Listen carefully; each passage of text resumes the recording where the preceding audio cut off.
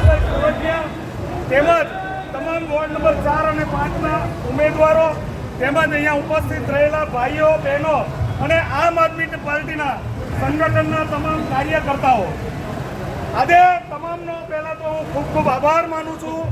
જ્યારથી અમારા નામ ડિક્લેર થયા ત્યારથી ખંભે ખંભા મિલાવીને અમારી સાથે ડોર ટુ ડોરમાં પ્રચારમાં જેટલો બી સમય તમને મળ્યો તે સમય તમે અમને આપ્યો છે. હવે 48 કલાક જેવો સમય હવે આપણી પાસે બાકી રહ્યો છે.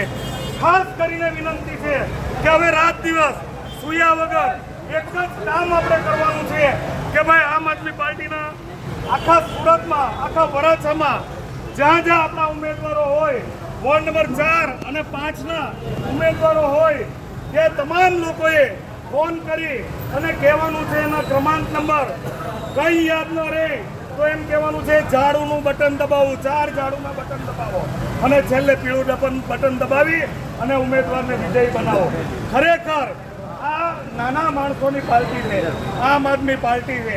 આપણે જોયું છે અનેક રેલીઓ આપણને હામી મળી, પણ ગાડીઓમાં ને ભાઈ મોટી મોટી લક્ઝરી ગાડીમાં રેલીઓ નીકળતી હતી.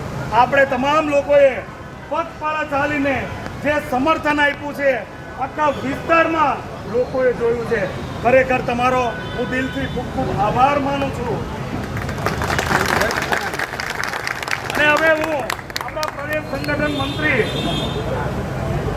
આપણા વિસાવદરના ધારાસભ્ય શ્રી ગોપાલભાઈ ઇટાલિયાના હું એમ કહીશ કે એમને 2 શબ્દ આ બાબતે કહીશ.